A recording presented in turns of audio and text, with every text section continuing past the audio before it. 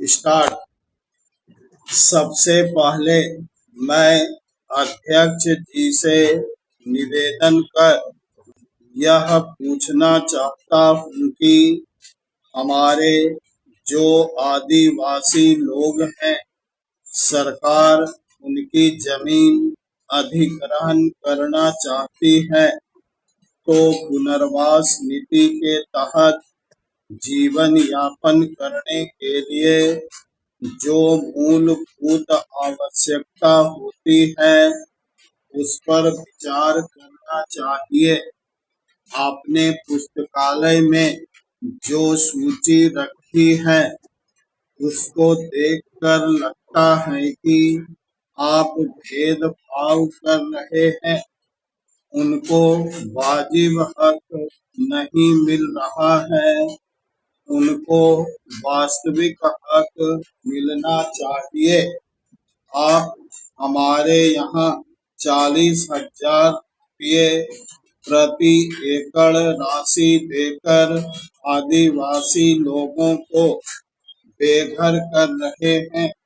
यह राशि सरकार द्वारा निर्धारित दरों से बहुत कम है और कई जगह पर आप 5 लाख रुपये प्रति एकड़ मुआवजा राशि दे रहे हैं।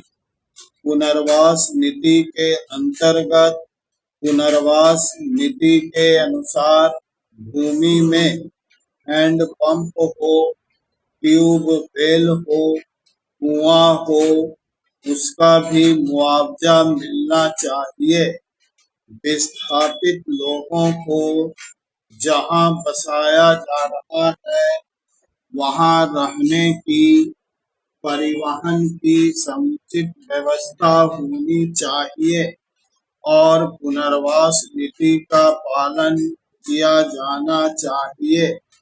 आज वे लोग वहां से पलायन कर चुके हैं, उनका कुछ अता पता नहीं चल रहा है। पुनर्वास नीति के तहत दूसरी जगह उतनी ही जमीन जलाशय के निकट दे दी जाती है तो वे पलायन नहीं करते। आपको आदिवासियों की स्थिति के बारे में, हालात के बारे में मालूम नहीं है। बीमार हो जाने पर इलाज के लिए वहां दूर दूर तक अस्पताल नहीं है। हम चाहते हैं कि हमें आदिवासियों को संरक्षण देना चाहिए, उनके दुख दर्द में खड़ा होना चाहिए। पैराचीन। माननीय, मैं आपके माध्यम से माननीय मंत्री जी से, माननीय मुख्यमंत्री जी से पूछना चाहूंगा कि मेरा जिला भौगोलिक दृष्टि से बहुत अच्छा नहीं है। इस इलाके में वे संकटपूर्ण स्थिति में रहते हैं, उसमें पूरे आदिवासी लोग रहते हैं।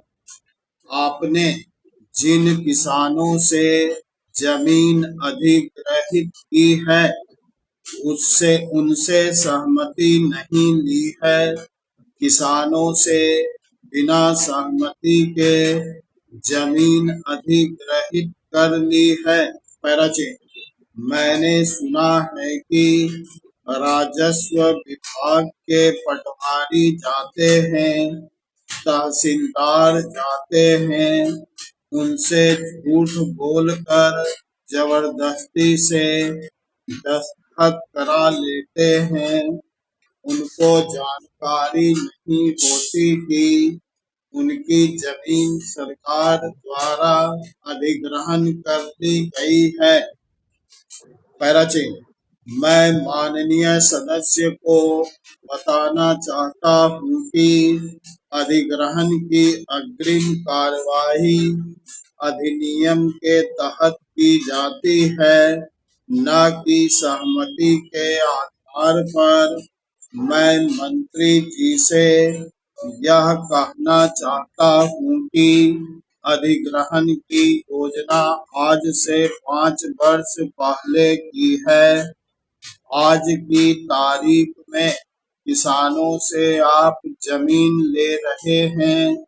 मुआवजा भी प्रचलित वर्तमान दरों के आधार पर होना चाहिए, ऐसा मेरा निवेदन है।